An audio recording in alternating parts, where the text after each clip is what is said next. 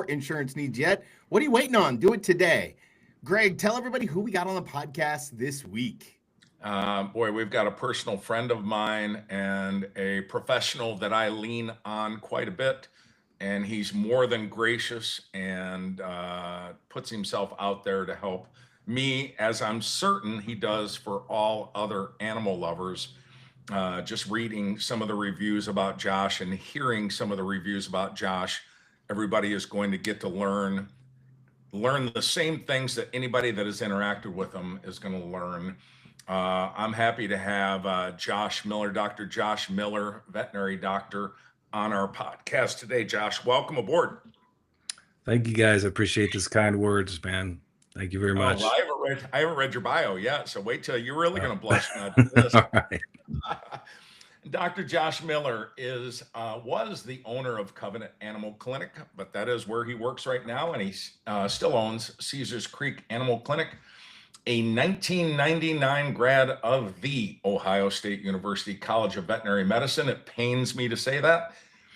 He joined his father in practice in 2000 and has continued the clinic's long tradition of trusted, relationship-centered veterinary care.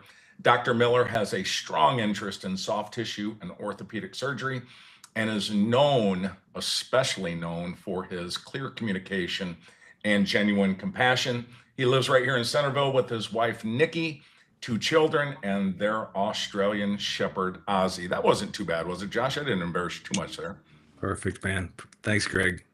No worries. Thank you for being here. Dr. Josh, we're so excited to jump into your story. And one of the things that struck me is that you kind of came into a practice that your dad started. So a second generation business owner.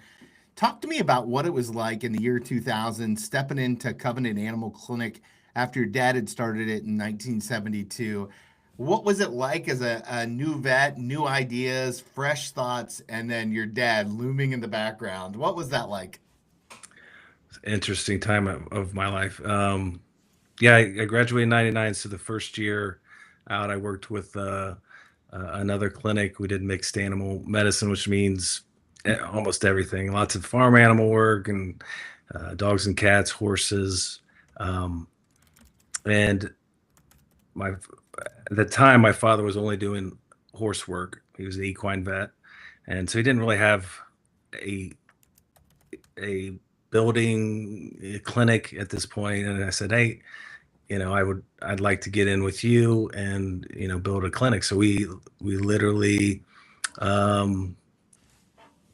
used his barn and converted a couple rooms out there and started seeing a lot of his horse clients, dogs and cats, and just it was slow trickle for a long time. And spent a year out there at his farm in the barn. I got an assistant. She was actually she did grooming. And she knew my dad. She was one of Dad's clients, and she would assist me. And then I'd go out and do horse calls throughout the day too. And he was super supportive, just super happy to have me on board. And even though he couldn't really pay me at the time, we made it work. So Josh, everybody knows the compassionate, the easy to talk to, the caring Dr. Josh, especially people that have brought their pets in there. But there's a business side to this right here. I mean, you own one animal clinic, you work at another one, you used to own that. You've owned businesses both solely by yourself, and you've had business partners. A lot of people that get into business have a hard time deciding, when do I buy? When do I sell? When do I take a partner on? What can you lend to any thought process for a business owner, just because your experience is so broad in the different roles that you've had in a business? What can you lend that would be a nugget or two of knowledge to any business owner that is looking to pivot that way? Oh, you got to realize, what your strengths and weaknesses are, and and gather people around you that can do things that you're not good at. And, building a team, just like, sports has taught us along the way, laid a groundwork for that kind of thing to, my partner JK and I are different in many ways, and he's, great at networking and talking with people, and I'm good at the financials. And, you know, it, so you just, that's a big part of it. And then sometimes you just got to take risks. I mean, you have to. It's scary, but and sometimes you fall on your face, and that's okay. You just failure is not really failure; it's just a learning experience. I love that mentality. And I think learning is one of those things that it's obvious that you've been doing your entire life. As as you have watched the kind of the pet industry change. I think when I was growing up, the pet industry was just like it was a need. Right now it's almost like a luxury, kind of like the way that Yes. people talk about their dogs, the way that Greg just talks about those two grand dogs that he takes Mhm. care of. Like he's never been as nice to me as he is to those two dogs. And so like I feel like the way that the world has felt around pets has changed. I'm curious to get your perspective on that and how it's changed your industry. There's been a lot of changes in the let's see, 29 years I've been out now. Wow. Was it 28? Yeah. Anyway, um, yeah. Well, starting in Waynesville was, a different population than I am in now, and things were, you did what you could. They weren't going to send their pet to a specialist. Um, so there was a lot of times where I had to just communicate with the people. This is what our options are. This is what I can do. And then there's a lot of times I had never done something before, and I let them know. But they're like, I want you, as long as I communicated with them, and that's how I learned a lot. Um, it was, it was scary, but that's definitely how the best lessons are learned. And so I don't know where else we were on that subject we were just talking about, but Well, just about the idea of the kind of the market oh shifting to yeah, specialization so and some of those uh, other more, uh, it just seems like it's just gotten more yeah, broad. the change has been so the change, um, y- it's definitely a lot more challenging. People are they know more. They talk to Google and everything else, and um, they want the best care. And you have to just talk them through things, because obviously there's the best care can be very, very expensive, and Mhm. you have to have options, A, B, C, D, E, or more. And the there's definitely a class of people that are spending lots of money on their dog, and there's people that still deserve to have pets, and can are just scraping by, and we try to work with all those people. I But heard yeah, things costs have gotten, you know, as everyone knows, and I'm sure everybody you talk to, in every way, pharmaceuticals and supplies and real estate and taxes and everything else just keeps going up. I heard on WHIO this morning, right before I was ready to pick up the dogs. As a matter of fact, a couple came into town for an event in Beaver Creek, and their dog ended up becoming missing. And they have posted a $25,000 reward for Mhm. their dog to be found. And obviously they have the means, but the WHIO crew was talking about it, and they were thinking, boy, would you if you had those means? And Larry Hansgen said, at first I thought it was kind of odd that somebody would post that, but then I didn't blink. I didn't bat an eye at paying five, six, $7,000 for a hip replacement for my dog. So maybe Right. it isn't as strange as maybe when you hear that you think. So what are some of the things, Josh, as being a business owner, again being your sole proprietor over part of a business and then in partnership, what are some things or a thing that jumped out of the bushes? I love, it's so funny. Tony and I hear common thread for successful business owners, and you hit the nail on the head. Hire people that have strengths that you don't have. be willing to take some risks, be coachable, always being willing to learn. All of those things we hear that just common thread throughout all the podcasts. But what are some things that have jumped out, or something that has jumped out at you and you went, holy smokes, I don't know how we're going to navigate this. I wasn't taught this in veterinary school and in business school. I didn't anticipate this coming. How are we going to work around that? What's something that might have jumped up at you? Well, so when we bought our Bellbrook building, that's when I took J.K. Grassi on as my partner for the small animal. Dad was still just doing equine work. And so that was a big expense for us at the time to buy this building. And then we did a lot of the remodeling ourselves. We were in there after hours and on the weekends and painting and removing all this wallpaper, and hiring enough people to work at that facility. And then 5 weeks later, my dad suddenly passes away. He was bringing in a lot of the revenue that was paying for the bills, and JK was still in a non-compete contract. And so we couldn't really advertise for the clients that he had seen, and he was just building up his portion of the practice. And there were times where we had no money to pay the bills. I had to max out credit cards. And it was scary, and just have faith that we were going to get through it. And things were tough for several years, and I'd say it wasn't until 2016 when we bought a retiring doctor's practice, Dr. Rob, who had a practice in Waynesville and Bellbrook. We got his clientele in, that things started really picking up after that. But when I talked to JK about Dr. Rob's practice being for sale, he's like, "Oh, we can't do that. We're not going to be able to do that." I'm like, we got to really look into this.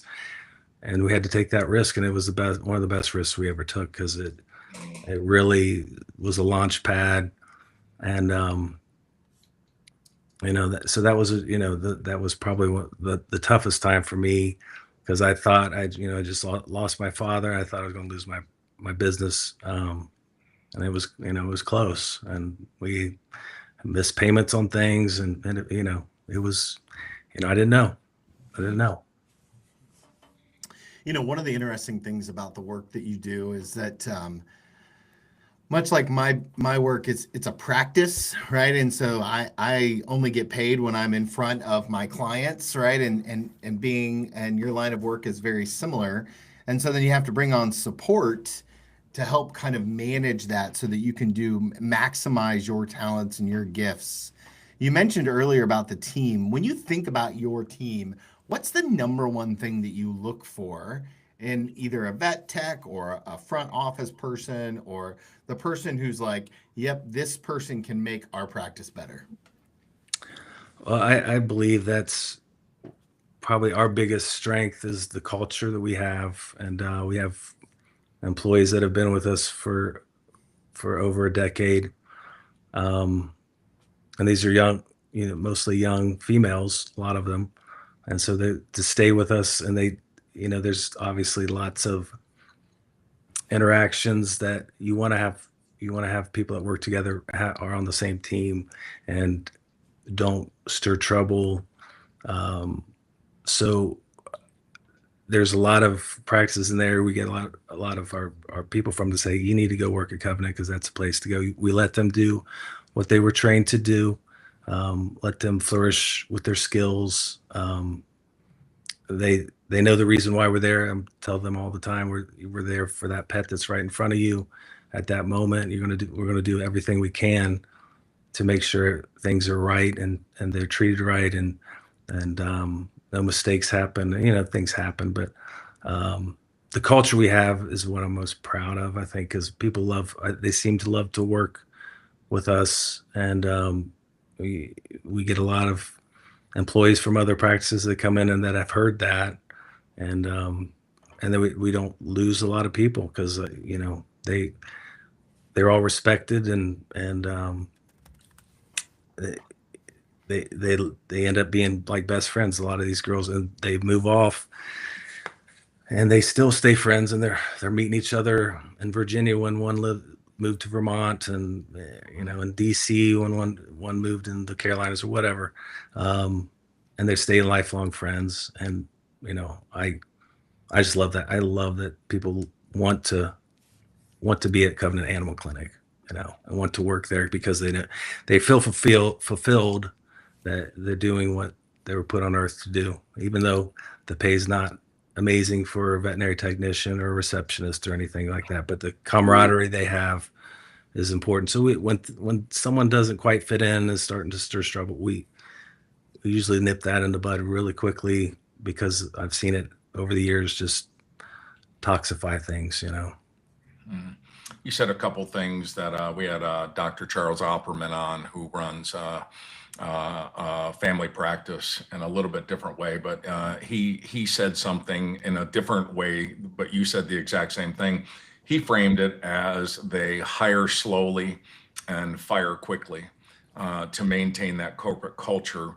And the culture is something that Tony and I hear successful business owners have built a successful culture where it's not work. They love what they do. So when they come into work, they don't feel like they're working because they love doing it. You also said something that I think sometimes I think is a myth. I had Alicia Combs, optometrist, on last week, and she talked about the struggle. She had a life crisis similar to yours. Yours was her father passing. Hers was an unexpected divorce, and wondered, how am I going to make it past this right here? You just talked about the passing of your father and that happening right as you had bought another building, went in there, put in the sweat equity, instead of spending the money out. I think a lot of people think that business owners, in fact, one of the clips I put up on Facebook, boy, you just open up the doors, you hang the sign, you turn the lights on, and you say, Dr. Josh is here. And Josh has been successful the entire time. And here you're kind of revealing that there's a grind, there's Oh, a struggle, absolutely. and making Yeah. it through that right there, I love. So I guess I don't have a question. I just did a long monologue right there. I'm gonna let Tony pass off for the next question right there. But I just love hearing some of the common things that I don't think a lot of people pay attention to. So Josh, I appreciate your transparency there. Absolutely. What's been the most surprising thing in your decades of doing this kind of work, of being an owner of a movement? What's the thing that kind of like, I did not see that coming? Hmm.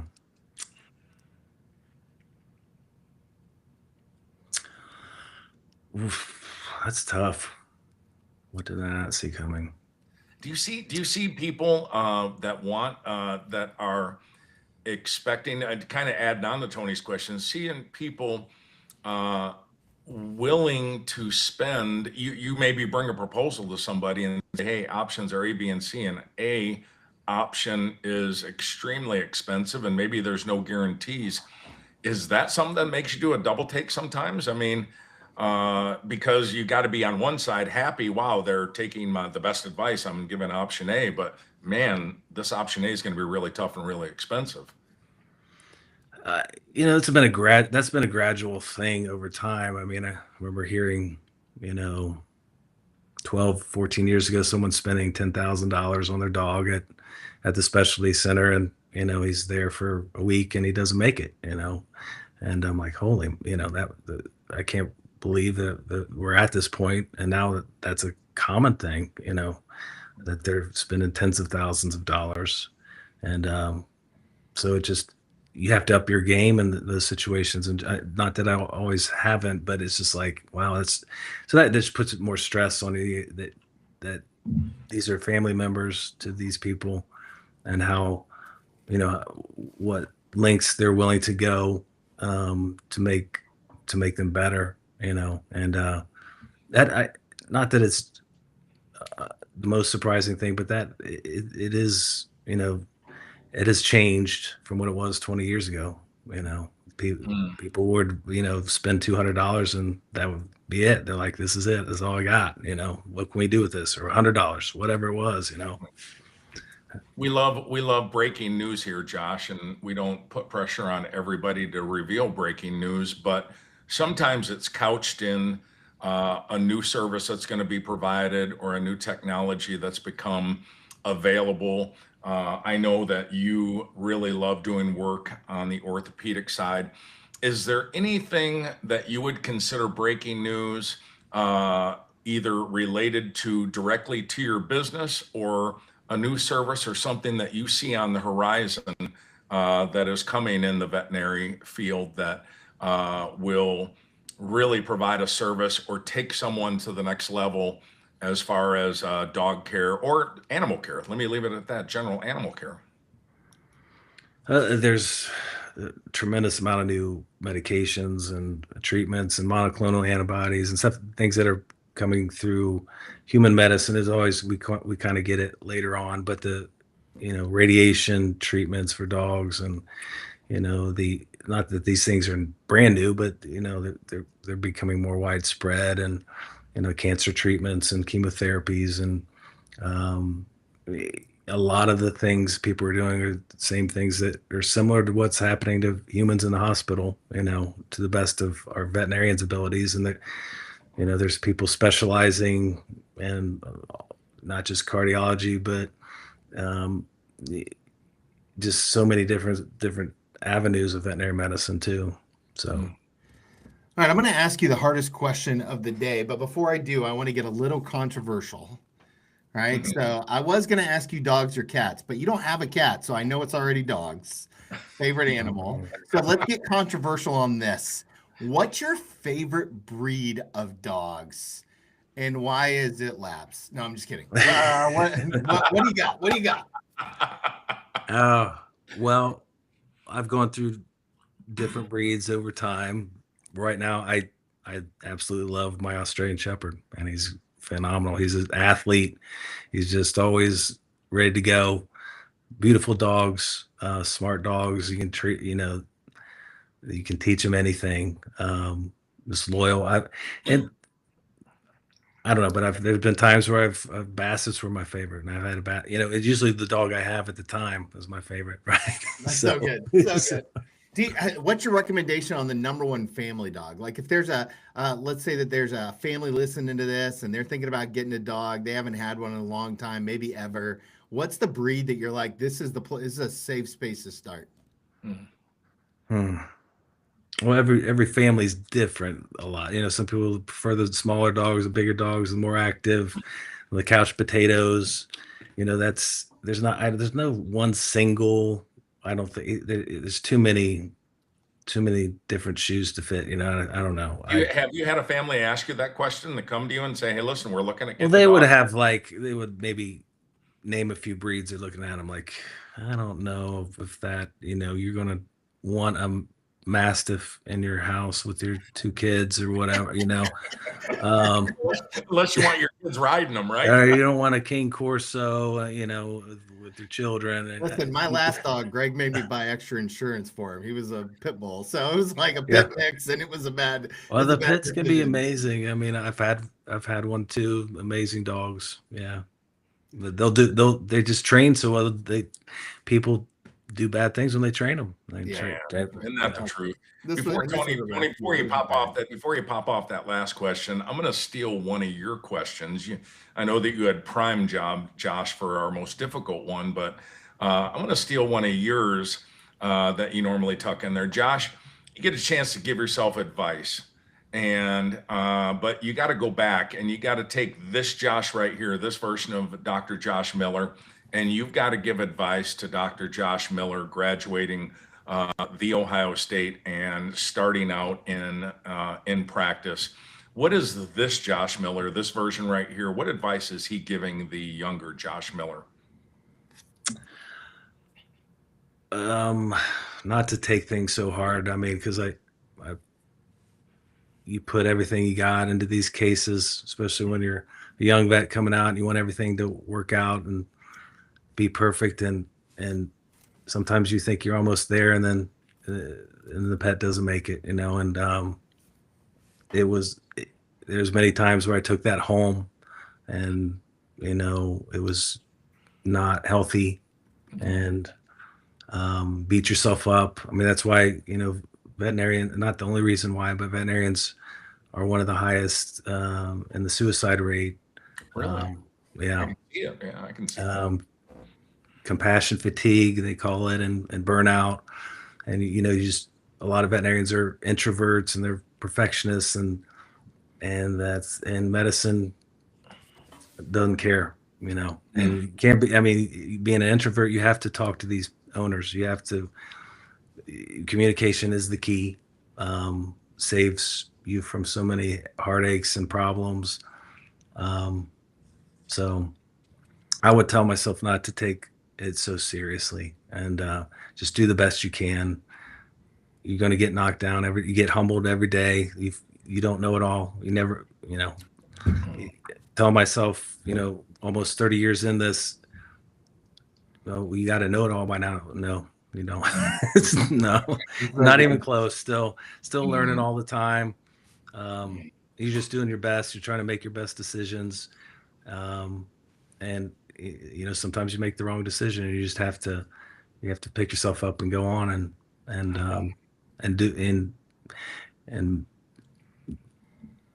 just not get in a bad place, because a lot of these vets get in a bad place, a few bad cases, and people get mad at them, and they got $250,000, $300,000 in debt, and they're stuck in this, and they're getting burnt out, and they're seeing so many people. A lot of times it's just overwhelming, I bet.